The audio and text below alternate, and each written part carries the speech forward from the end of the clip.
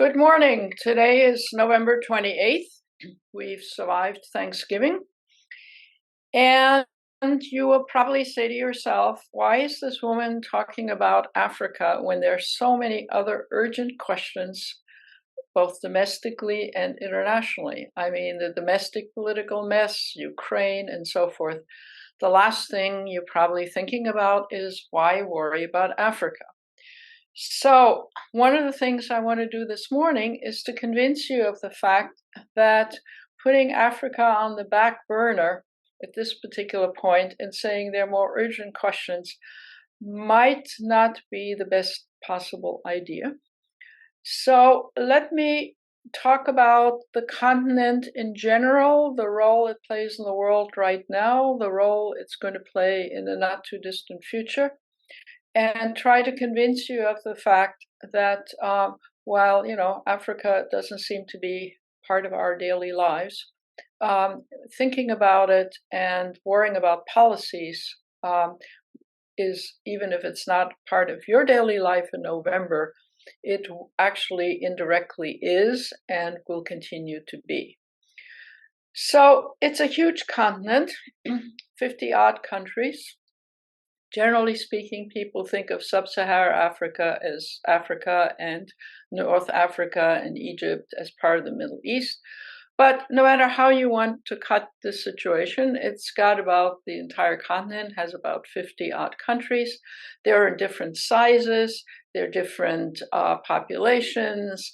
The ecology is very varied. Everything is very varied. And I'm not here today to bore you with the details of specific countries and specific political systems and so on, although, very often they're quite interesting. So at the moment, let me start with the macro picture and then deal with more specifics.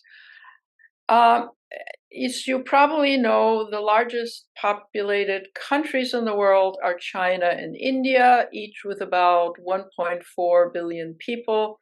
It is said that India will overtake China this year.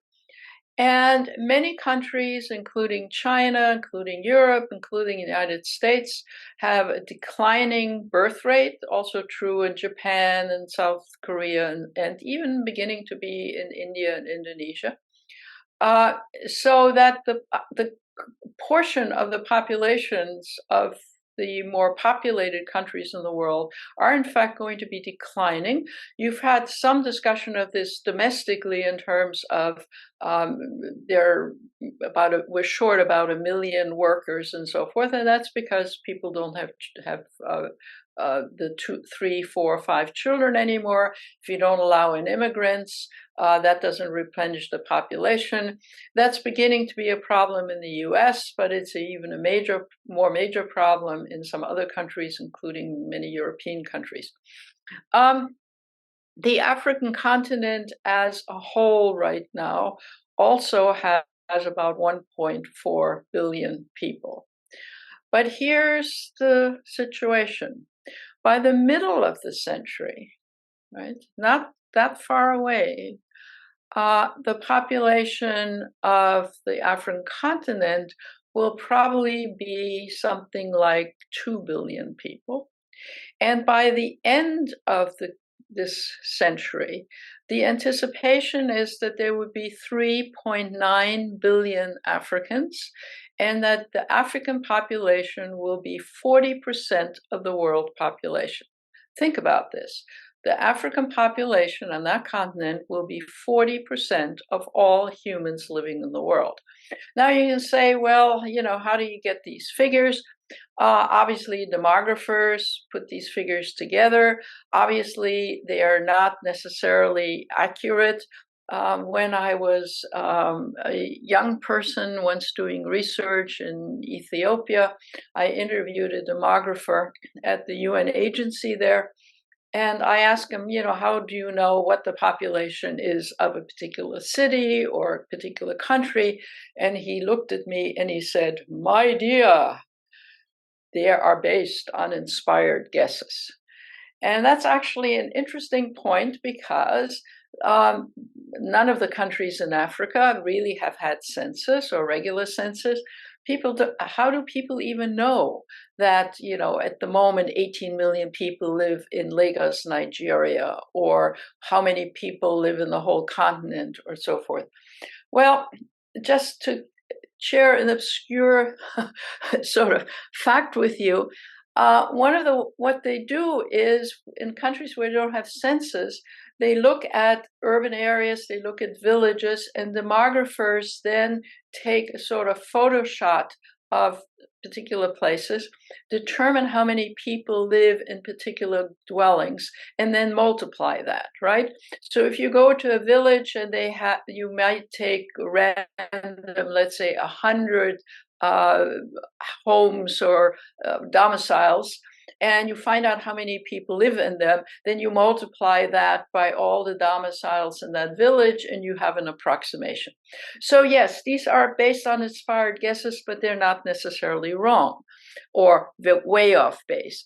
The other thing is that even if they're somewhat wrong, one can see the direction of declining birth rates in the rest of the world versus continued expanding birth rates in Africa. Now, what do demographers think, or why do demographers think that the birth rate in Africa is so high? Well, here there's a lot of knowledge and a lot of literature that demographers who worked for the Ford Foundation or Rockefeller Foundation over the years have figured out. And that is, generally speaking, the number of children people have, the number of births amongst, let's say, with two people, is based on a number of factors, but large birth rates, generally speaking, are based on the notion that people either believe that all their children won't survive to adulthood, and or that if they survive may not even survive through childhood even. And so people who need, let's say, workers on a farm or who need offspring for income will calculate that, if you have 6 children, you may have 2 or 3 survivors, and that's what you need.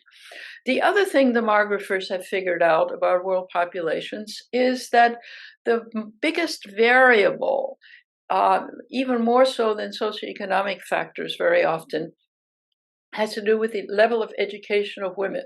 There was an interesting study as early as the 1960s in Indonesia, which indicated that when women even had as much as 4 years of education, the number of children that they aspired to were considerably reduced. And then if you add the possibility of some birth control, you get sort of some fairly radical reduction in the number of births.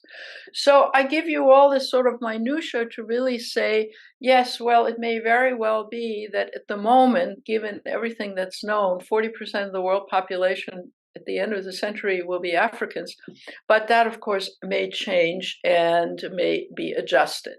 But even if it changes, right, you have a continent with a very young population, which even if they have per capita fewer children, is still a ballooning population as compared to an aging population all over Europe, in Japan, and so forth, where people are not reproducing as quickly, or even in China, this is a big problem. In China, you have an aging population. Sometime in this century, China will have to import labor because there are too many old people to satisfy the labor force. So education goes a long way for people not to want to have very many children. And in some countries like South Korea, for example, many women don't even want children at all. So while, as I said, these things are based on some guesswork, you still have a situation of a ballooning population on the African continent, and Africans making up a very large proportion of the world population as this world goes forward. Now, why should we care? Well, there are a number of reasons why we should care. One of the reasons that is most political is that many Africans They have taken surveys, for example, 70% in some countries in Africa of the young population would like to leave Africa and migrate to some other countries because they don't see any future for them at home. Huge unemployment, huge urbanization, and that is part not just of African countries, but many South America, parts of Asia, where populations, younger generations drift to urban areas in the hope of betterment. So the urban areas are very badly impacted. The unemployment rate is staggering in most cases. Many of the people drifting to the urban areas don't have the education and skills even for the jobs that are available there. And so people rationally want out. People rationally wanting out, younger populations, try to first go to urban areas and then try to go overseas. Ergo, the immigration problem from the African continent, especially in Europe. You've seen stories about boats, people drowning on boats. People go from the Sahel, West Africa, go to North Africa, Morocco, and so forth, and try to cross over to Europe, to Spain, to Italy, and wherever. And the consequence of that is not just that people arrive from different cultures with different backgrounds, but that the politics of many countries, including ours, the sort of right-wing and left-wing populism, is based on the fact that people from different cultures, different races, different language groups arrive, and the more or less homogeneous population of countries changes. So you have all the crisis in the US of, we don't want more brown people, we don't want Hispanics, we don't want black people. You have in Europe, we don't want people of African origin. And even heretofore very democratic and reasonable countries like Sweden now has a population that is 20% not of Swedish origin. And what's happened to their politics in the last election? Their politics also turned right. We don't want any more of these people. We don't want to erode our culture. So this is a problem for everybody. And for example, Japan, which is a very homogeneous society, they have lots of temporary workers from the Philippines, but they certainly don't want people from non-Japanese origins to live permanently and become citizens of Japan. You will get the same problem in China, where, foreigners will not be particularly welcome. So it's a huge international problem for many countries if the people on the African continent, as the population grows, want out, want to leave somewhere else. And so therefore, the long-term fix, and the reasonable fix, of course, is to make it viable for Africans to stay in Africa. They would prefer, in most cases, to live in their own cultures with their own languages and so forth. And how can that be accomplished? Well, it used to be thought for the most of our adulthood, the way to accomplish this was to foreign aid, right? To produce this, that, and the other thing to help those countries economically. And foreign aid often has been useful in one way or another.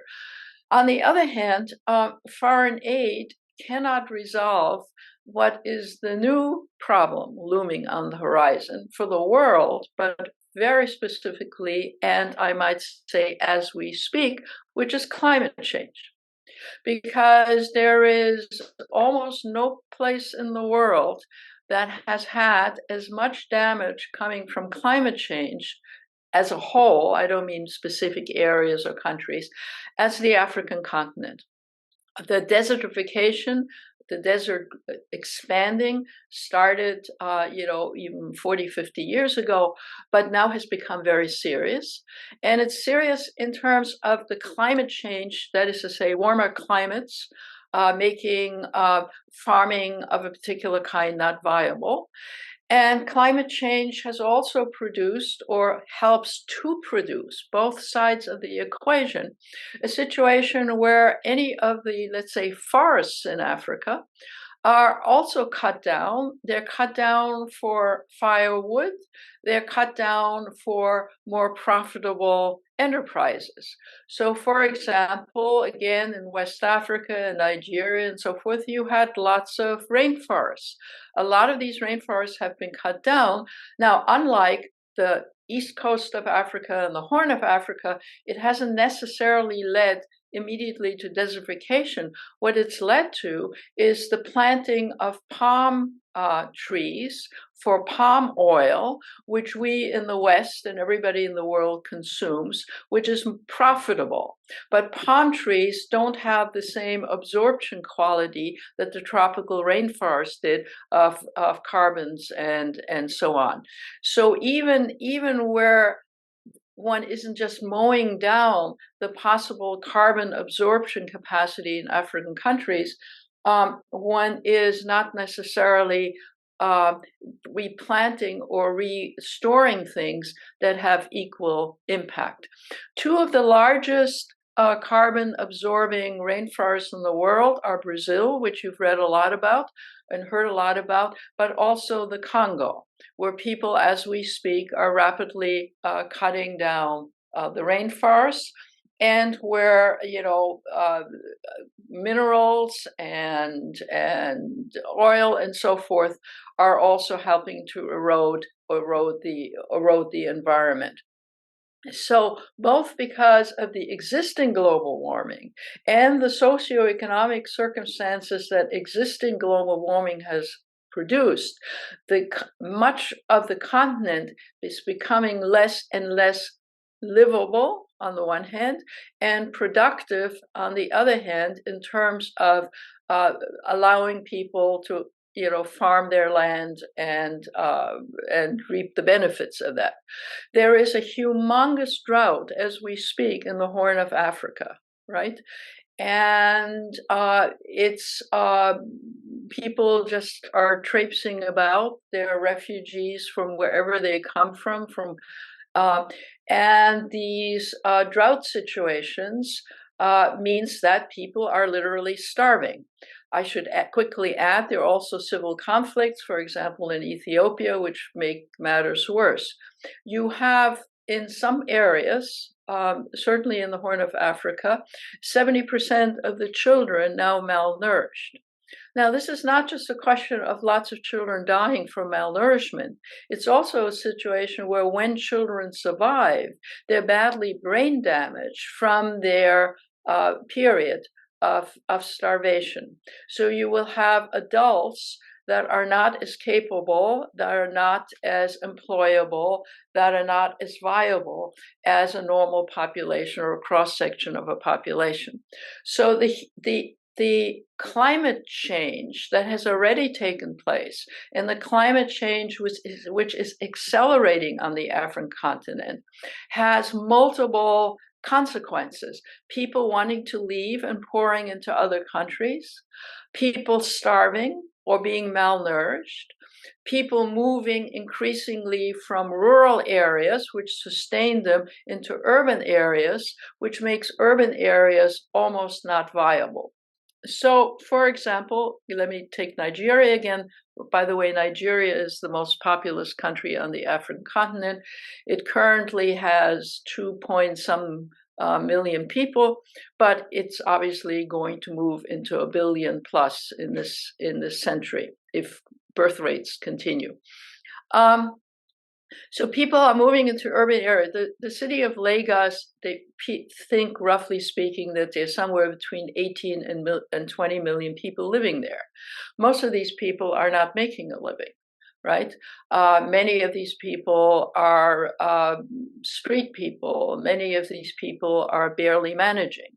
And that is a phenomenon, by the way, that's a worldwide phenomenon. That is to say, the urbanization of the populations. It's happening in Latin America, happening in Central America, happening in Asia, India, China, and so forth. Part of it is that people simply can't live in rural areas anymore. And that is a combination of climate change and also growing populations which can't, continue to live in rural areas, therefore migrating to urban areas only to discover in urban areas that the facilities don't exist, the housing doesn't exist, and so on. And then, of course, climate change also is not just a phenomenon in rural areas. Climate change is also a phenomenon in urban areas. For example, the floods in Nigeria recently. For example, the floods in Pakistan, which wiped out a third of Pakistani population's housing and livelihood. So these matters are getting really serious. And we can't just simply say, well, this is, all right, so lots of Nigerians are homeless. This is far away, has nothing to do with me living in Santa Cruz, because both directly and indirectly, it is beginning to impact us all and will continue to impact us. If some of us are too old that we will be seriously impacted, it's our children and grandchildren. So then the question becomes, what is to be done? And what is to be done is not, there is no simple fix. Let me just say it. One of the slowing down climate change, yes, that is a fix. How can climate change be slowed down? Well, you noticed that there was a recent conference on climate in Egypt. And one of the things that the poor countries were saying, that the climate change has been produced by the industrial countries, not been produced by us. We've contributed, roughly speaking, 1% of the pollution in the world, and we need some kind of help. At the Egyptian conference, it was acknowledged that countries need some help, but let me quickly say, how this money is going to be produced, what kind of help is going to be produced, was left very, very vague. And promises have been made before. And then, of course, American Congress and other political institutions in other countries will say, well, we've got problems at home. These are problems far away. We really don't have the resources. The most promising wasn't an action that was actually taken, but it became a serious discussion, was to say something which may seem far-fetched to you, but which I want to introduce.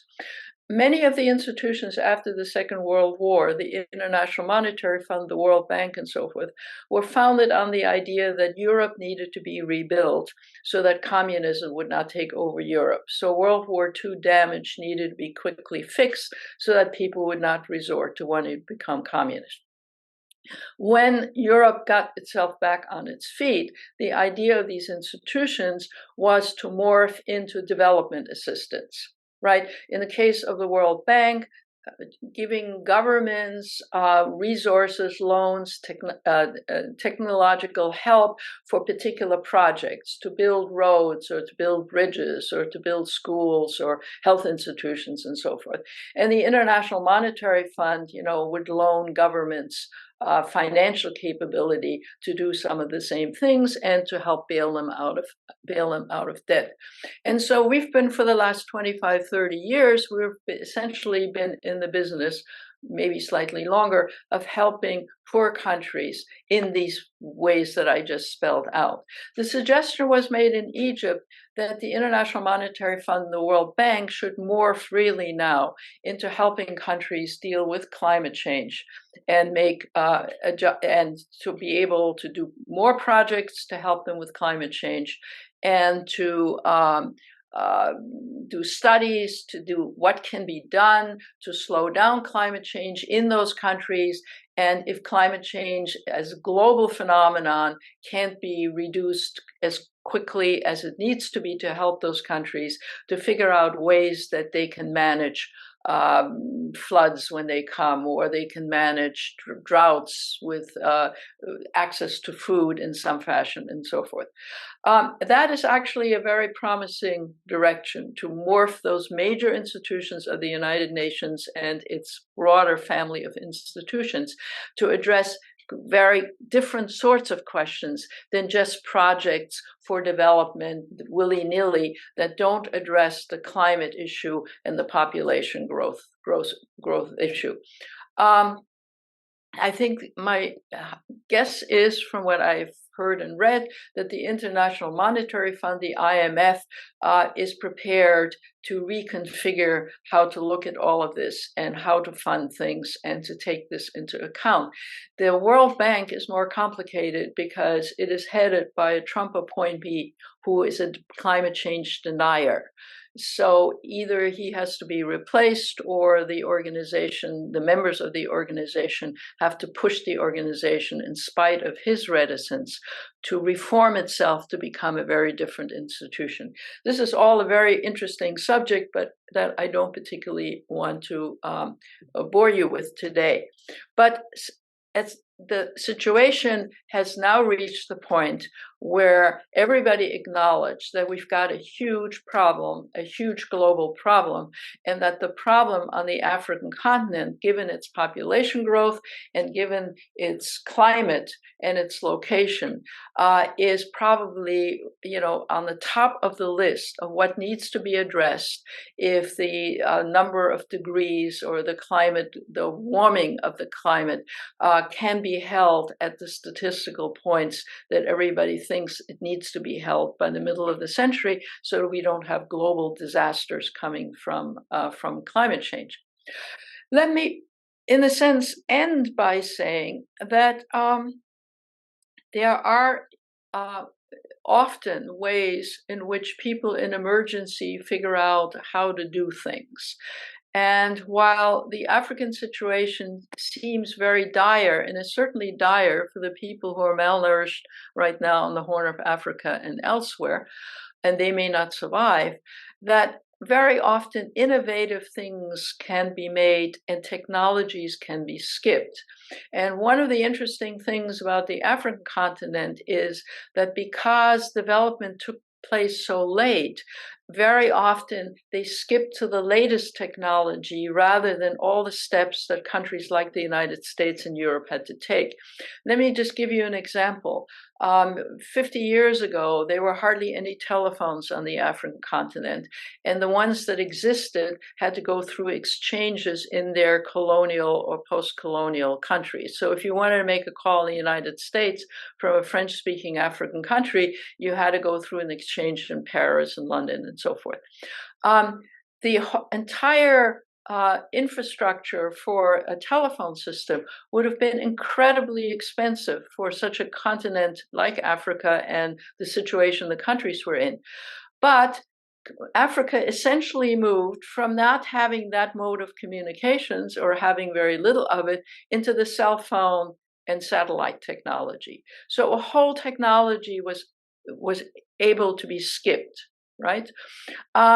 You notice that in more contemporary situations where, for example, the drone technology allows all kinds of things to be skipped on the African continent.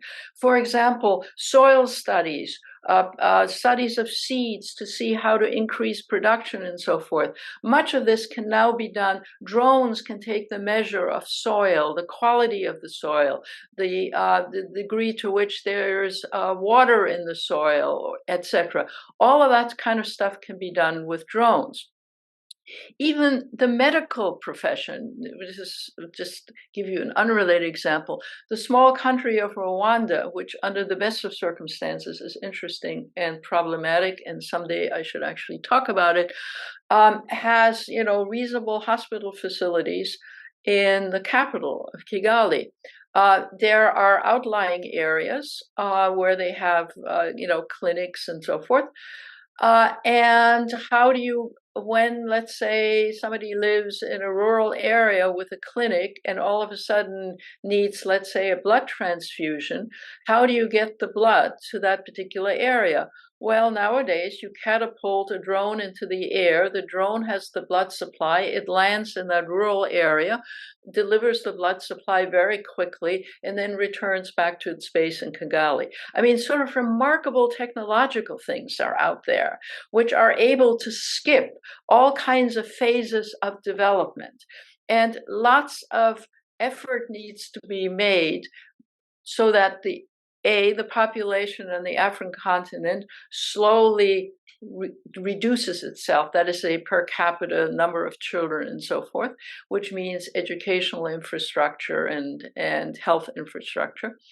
And at the same time, development, which could help also on the climate change stuff, can use the most innovative tools that are available.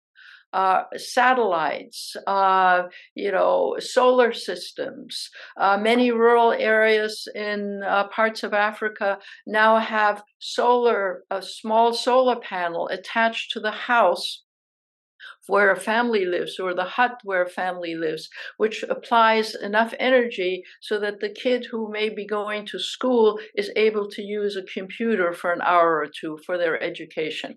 I mean, I could go on endlessly with illustrations how contemporary inventions are able to cut through the morass of not having every country go through the evolutionary process of industrialization and the post-industrial age.